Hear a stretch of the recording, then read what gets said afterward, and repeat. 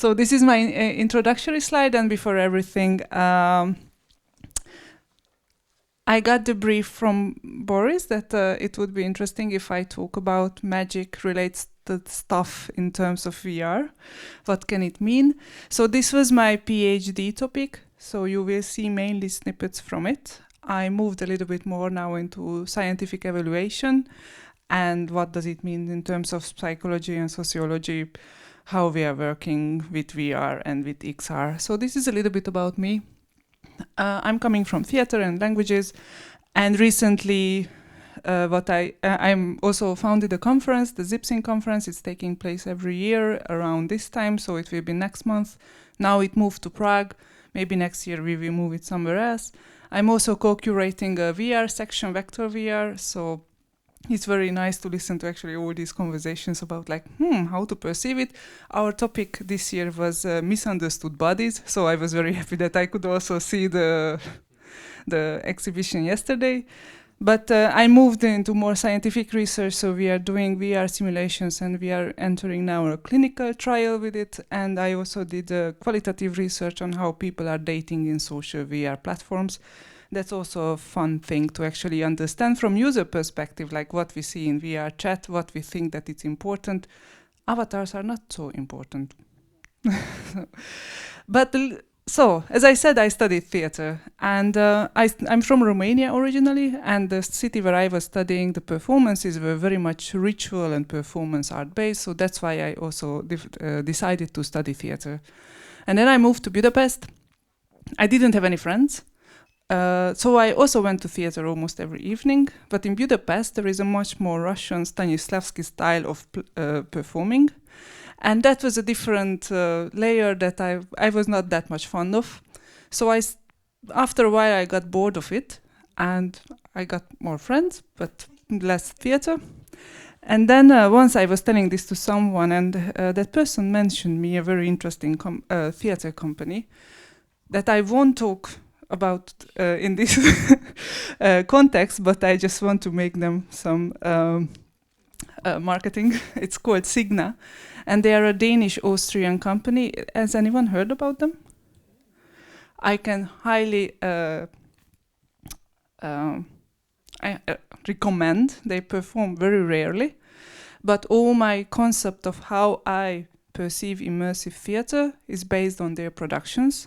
Last time they were performing in Hamburg, it was super hard to get tickets. I just went to Hamburg just to buy tickets, and then I went back to Hamburg just to see them. So, and but they are often non-ethical, but I think like what they do and what we feel, it taught me a lot.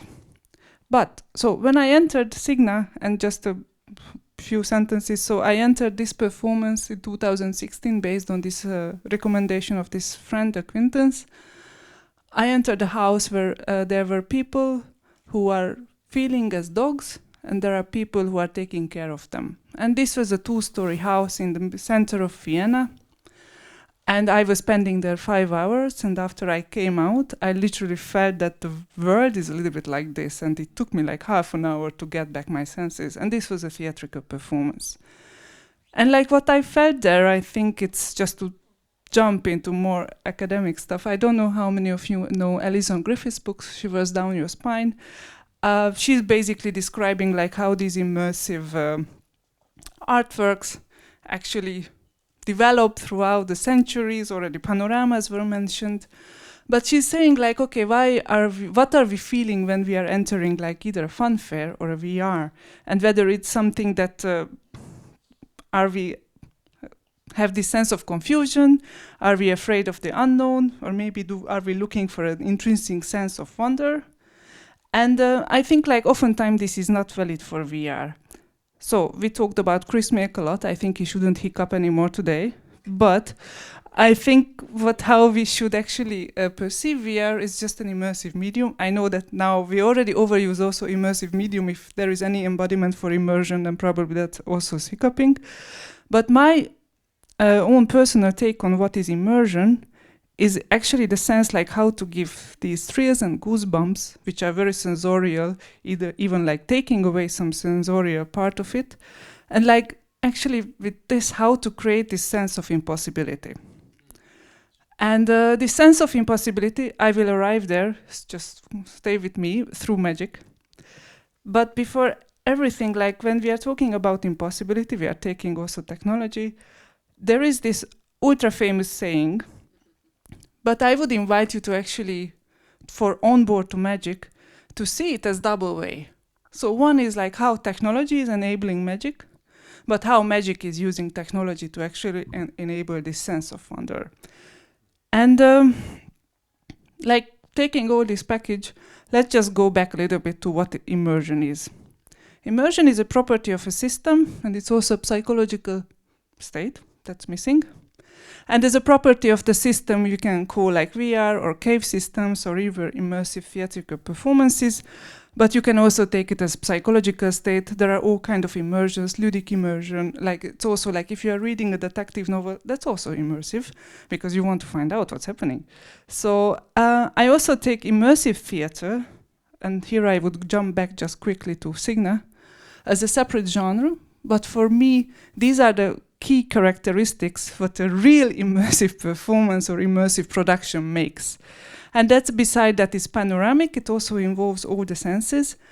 And I didn't know, for example, Joris, about osmosis, that this breathing was creating a very special sense, but I was very happy to that you told, because I think that's something that should be taken into consideration when we are discussing it.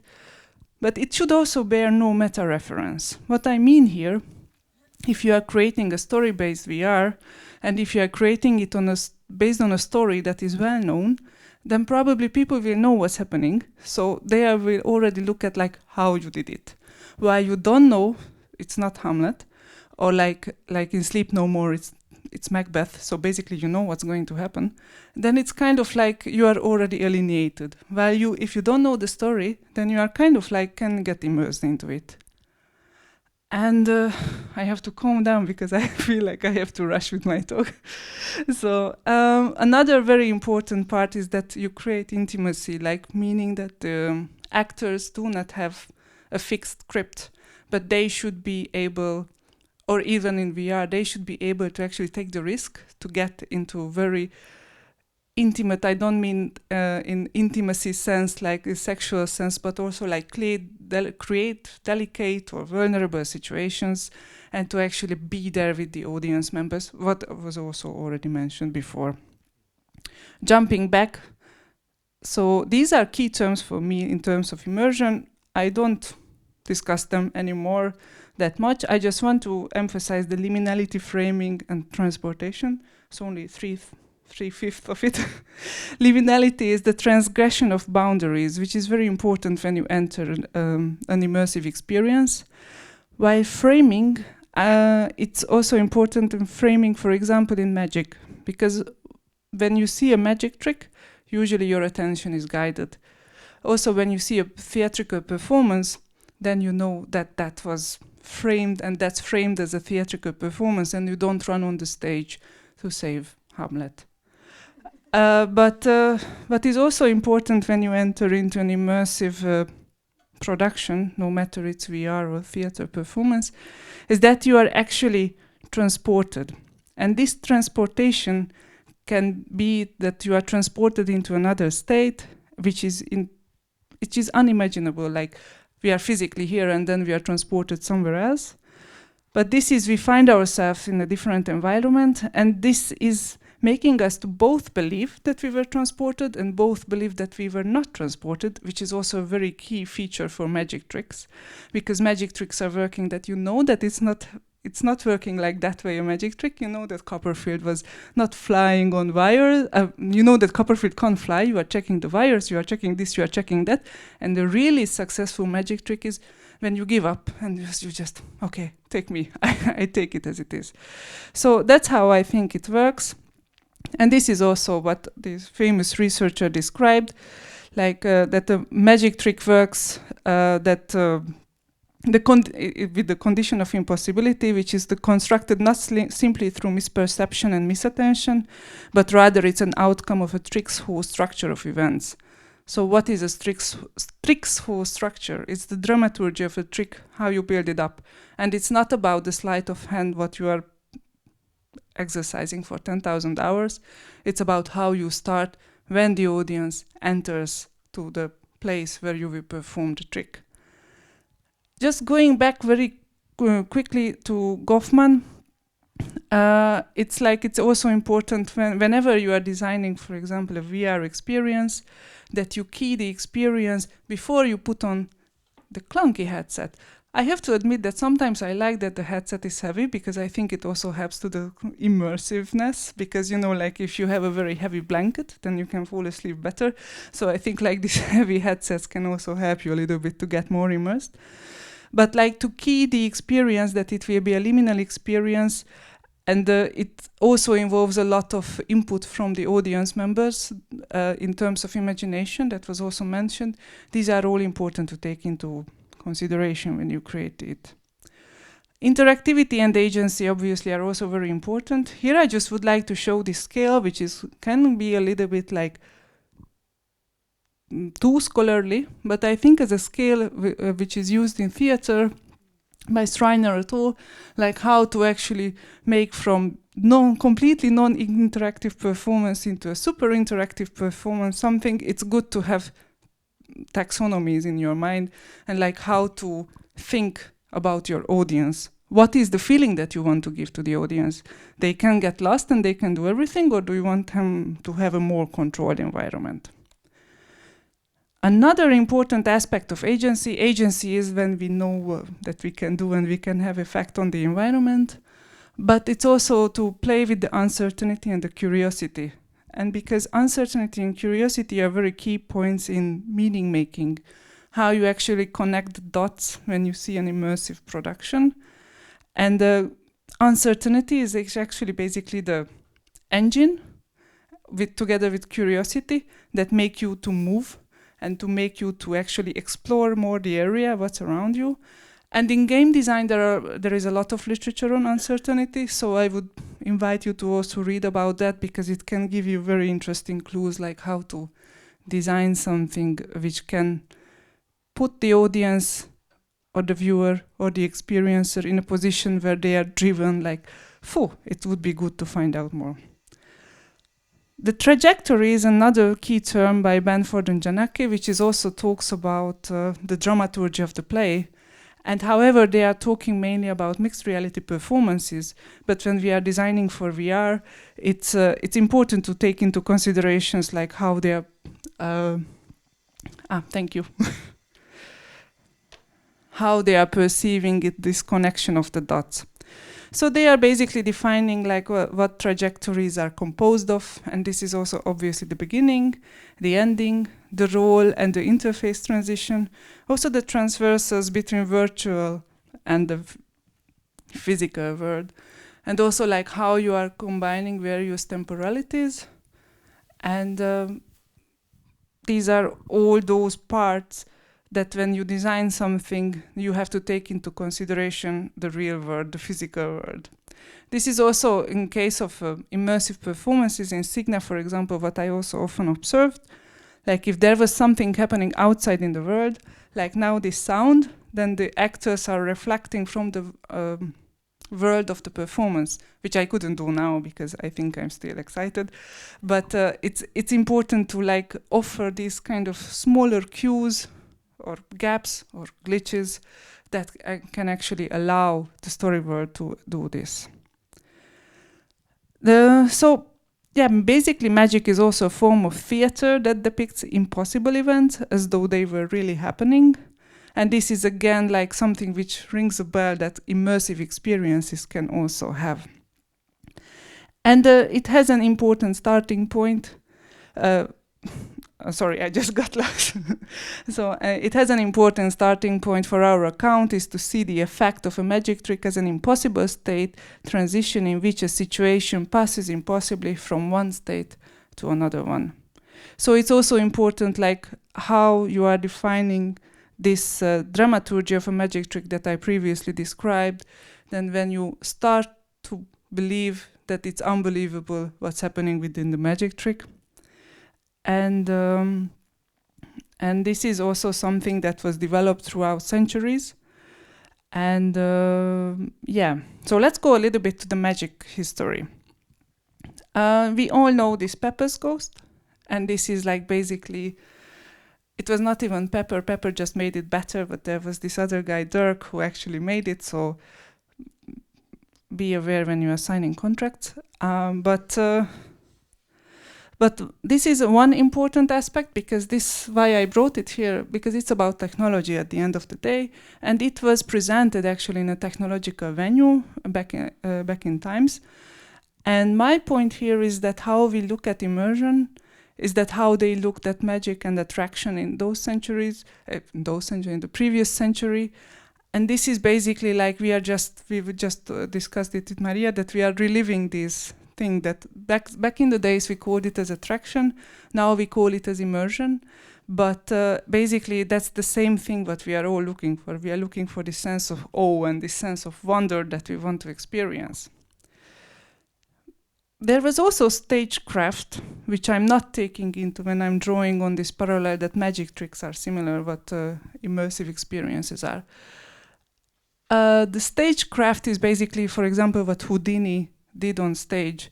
He was basically using his manly power and his cleverness when he was showing his escape tricks.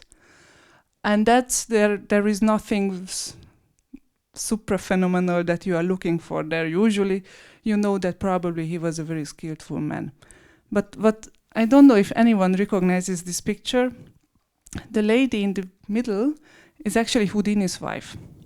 And there is a little backstory of like Houdini's relation to seances, because Houdini was very much attached to his mother, and when his mother died, then he actually started to go to spiritual seances to actually have a discussion with his mother. And he also became very good friend with Arthur Conan Doyle, because Arthur Conan Doyle's wife was also a very famous seance, I'm losing the word, seance maker.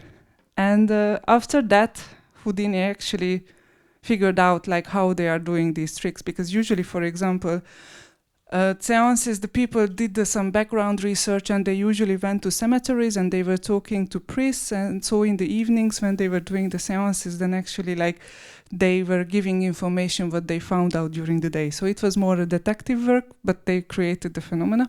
But going back, this is Houdini, and Houdini got very angry, and then he said like never ever seances, he won't go into this business. But after he died in this very unfortunate event, his wife was making seances just to try to have a contact with him. So we don't know whether it was successful or not.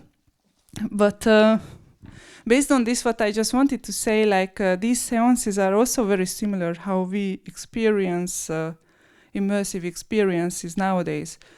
Not in that sense that we want to uncover something super phenomenal, but it's because it was built up very meticulously, the atmosphere, the onboarding, how they manage the expectation with uncertainty, and how they manage the expectation with curiosity and what will come out.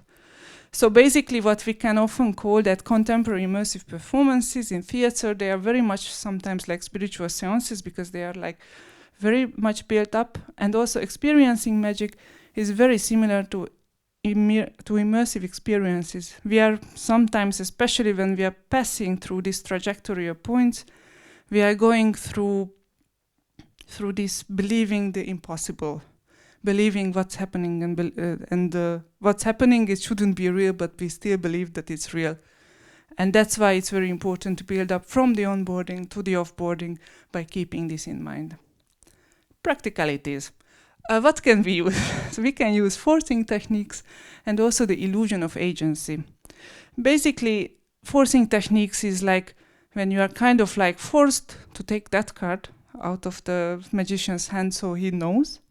But also the illusion of agency also goes back to this, because you have the illusion that, oh, I picked whichever card I want, but he kind of like made you to pick it.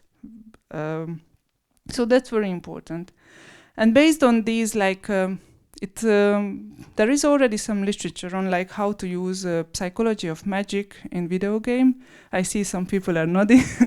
So I think like Kumari and her colleagues were doing this, and it's important to acknowledge this and maybe to build a little bit on this, like to use this perceptual causality. When you think that you push a button and something else is happening on the other side of the room, you are kind of like connecting. So that's one thing what could be used. And also like being one step ahead of your participant. It's easy to say, hard to do. That's why iterative design is there. So you can actually do a lot of iterations. Also maybe using Yori's techniques, because I think like that could be something that's very worthwhile to try out.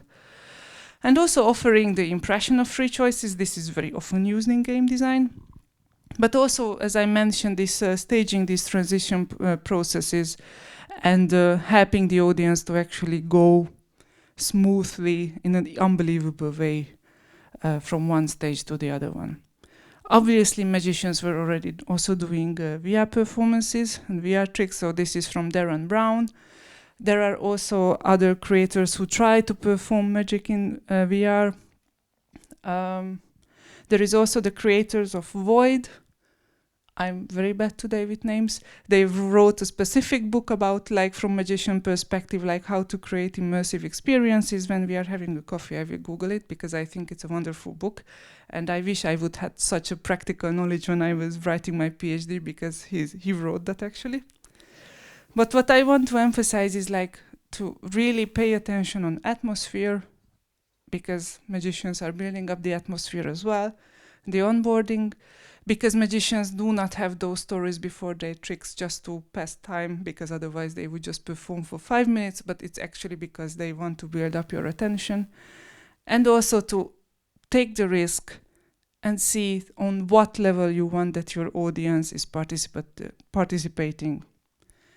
Which, for me, but as I also heard our colleagues, also for you, this co-presence and this theatrical aspect is very important. Just at the very last minutes, I'm just checking my time, I just want to bring up some cases where in VR, I think these were used more or less successful, but they were attempts. And I don't know how many of you experienced Tempest. Thank you. So Tempest was kind of like a very fixed trajectory of space, and there was also no possibility to communicate with each other. So that was a pity. On the other hand, it actually gave, I think, more attention, that people were paying more attention to what was around. Finding Pandora X. Thank you. So Finding Pandora X was a bit more gamified experience, but there were actors, and what I find that it was very interesting that for me it was the first experience what I saw when actors actually have to use their improvisatory skills to fight against the troll viewers. Because obviously when you are there, also me, like you want to be a little bit this misfit to see like, okay, to how far can I go with an actor who's there in a virtual embodiment, and how far can I go like not being there with my physical body? I could just exit anytime, so why not be a little bit of this naughty kid? And it was handled very well. Later I also made an interview with them, like, okay, like how did you do it? And they were like practicing, like you have to be very strict, and this is working. On the other edge, this is like also a little bit more older example. Okay, thank you.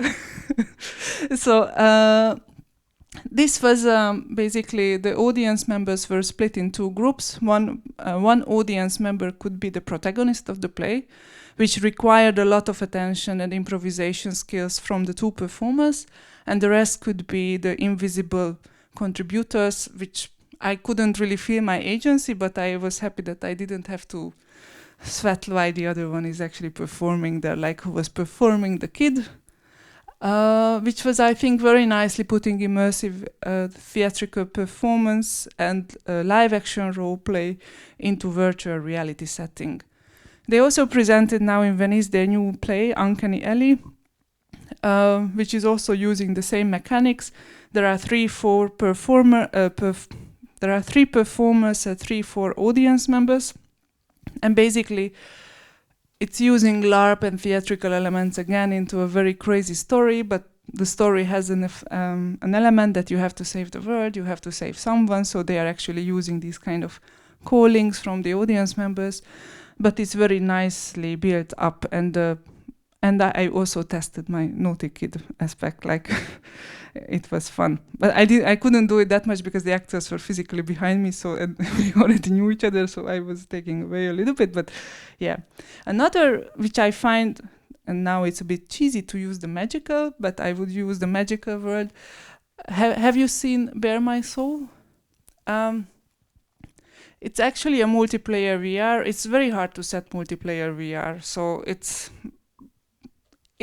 magical to think about, like how magical is in a multiplayer VR in a physical setting, but actually when you are there and it's not working, it's just killing.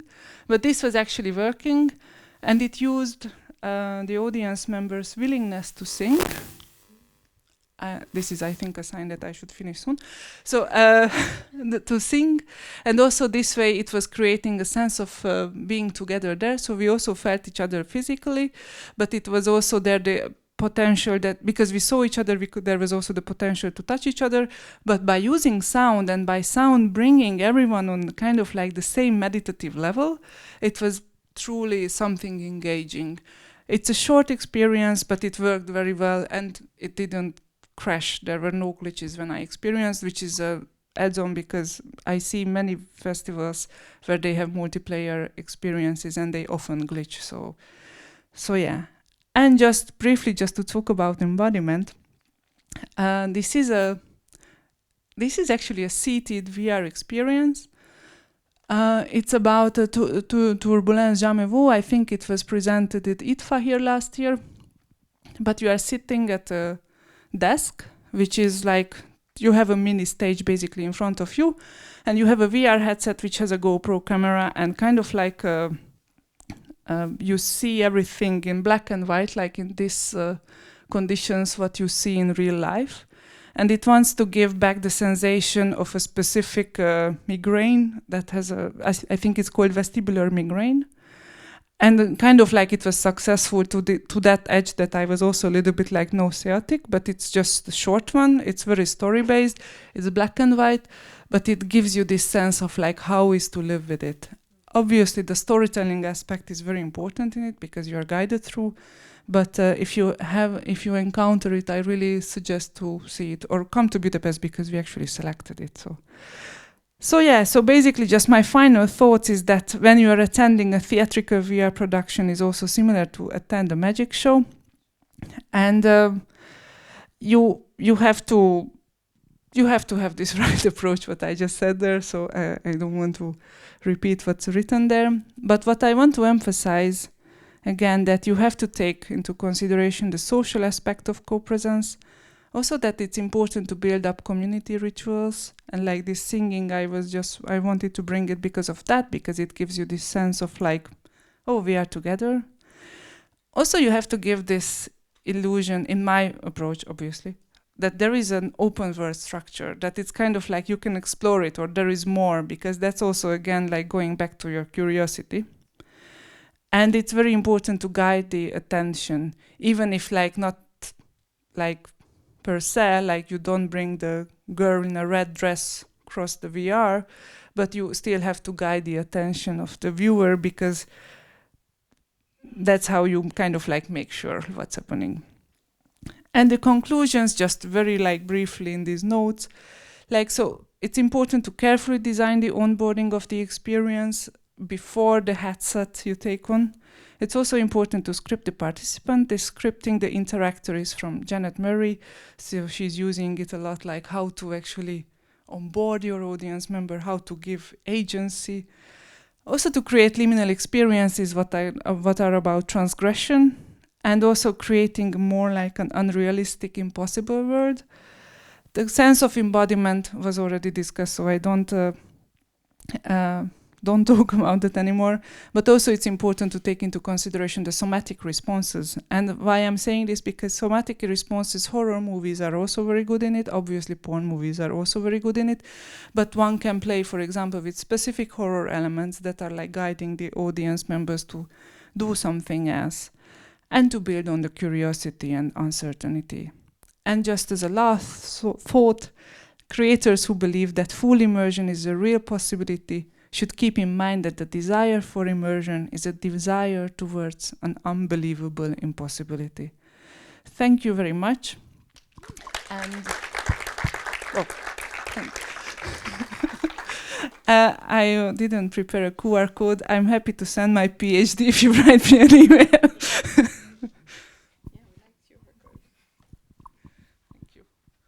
Thank you, Ágnes. I think we have time for a couple of questions, if there are any. There.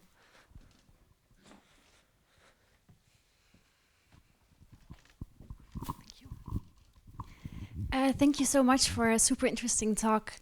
I was really thinking about this notion of technology in both contemporary media art or contemporary production, and then in more historic phenomena, let's say, of magic tricks or magical experiences.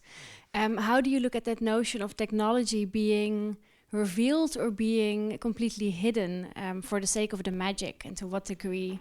I think there's different moments when it's purposely revealed or purposely completely disclosed. How do you look at that notion throughout these two different strands, let's say, of magic in contemporary and somewhat more historic examples? Thank you very much. Your question is really, honestly, interesting. Just my first attempt to answer before I go and reflect is, I think, like, once you reveal the technology, there might be an intention that the creator wants to be self-ironic, because I think, like, once revealing the technology, that makes it enable that what's happening. It's also that one wants to face the audience, like, what was actually the tricks, choreography. But I don't. But your question is very good, and I can't answer. I think it also a little bit depends of, like, Copperfield obviously didn't want to have such kind of laughing moments, but more and more Penn and Teller's shows, and also who they are showcasing in their shows, they have a lot of humor, where there is also oftentimes not discover the technology behind it, but kind of like made a more ironic way, like how it's used. Thank you. I was thinking about the suspension of disbelief, but concerning this question, I was at Welcome at Respite at some point, and everybody's hidden, and then only one of us is just following the characters and stuff. And it broke halfway. So we were all like really in this story, in this very sad story and everything, and then it broke. And interestingly enough, I was very curious how the performer would respond, like say, okay, sorry, that's the end of it. No, she said, okay, it broke. Why don't you wait here? We'll go and fix it. And so we're left in this virtual space all together, waiting for it to start again. Also, we lost the VIP player, so they had to bring that person back. But my point is that there the technology suddenly emerged, right? It was breaking the illusion. But interestingly enough, that situation was more real than everything else. And when it actually started to work again, everybody was like, yes! So there's something about this, sometimes things break and then, or sometimes you reveal the technology and then you have the illusion again, or sometimes the illusion works and sometimes it doesn't, that actually has a relationship of strengthening that experience. It's maybe a bit post-traumatic nonsense, but still. Sorry, did you say post-traumatic or post-traumatic? I think in that case, and why I think they are very good at the Ferryman Collective, because they are building up the whole experience, like everyone is there for one goal. And like the goal is like either to save the kid's mental health state, or in Uncanny Alley to save someone's mother and the world. But technology is a key part of the dramaturgy that you are there, so I think they are building a team there also. And just like discussing like all this, like, okay, I want that live actors are there also in VR. I think it just all goes back to the lack of attention to each other what we have, and then suddenly when we are facing actors who are there for us, it's kind of like gives us this comfortable sense, like someone is paying attention to us and kind of like pampering all the way what we are doing. And I think like this is why, for me, it's very fulfilling to go to these performances. Last question, or is it a remark? I know you by now. It's a remark. All right. So, taking the line of the magic and the séance, the spirit mediums, how could you compare or make links to, which is a very old tradition of the spirit medium, where people sometimes they have to drink potions or take specific drugs to go into this other state or this other dimension. Sometimes it's the medium that does it, and you look at them and then they reveal things from the other world, like the seance, things at which. Could you maybe elaborate on that if you had thought about that?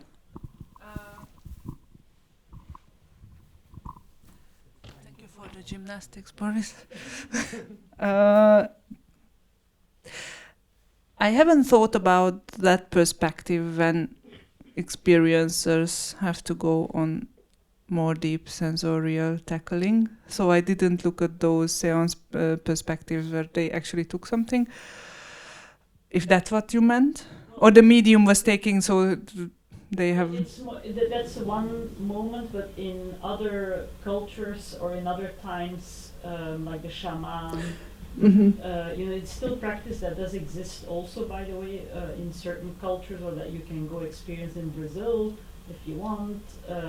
Anyway, and sometimes you do it and you go to the other dimension via drugs or via chanting, and there's dancing that is being used. There's many different ways of going to that other virtual dimension. And then sometimes it's the person, the medium, doing it for you, and you witness the dance or the state where they're in another state, and you witness it, and they perform for you. They interact with you, but they are in another dimension. Yes, now I think I understood. I only looked at Western culture mediums. So that's how they build up, how they made, like, for example, these escape houses already. So I didn't look at those practices when they were actually taking something. And just to close in 30 seconds with an anecdote. There was in the late 19th century, there was a Croatian, based on some articles, a Croatian escroquer, I don't know, like a guy who was actually buying a house in Chicago, and he realized like, oh, he wants to do there a haunted house. We are talking about the 19th century. But he was looking for people who are like wealthy enough to pay and to see some of their beloved ones who passed away. And so there was an old man who had a very young bride who died, unfortunately, very young, but this old man wanted to meet the bride. So the guy hired a prostitute woman to actually set up this meeting, and he designed the whole house to actually have these trapdoors, and there were a lot of curtains and everything. And unfortunately, what happened that the guy was so happy that he could meet the bride that he died.